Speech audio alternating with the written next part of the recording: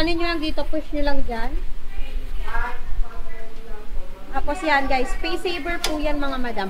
O diba, space saver siya. 2 layers po yan na kapag inangat po natin. Wait lang guys.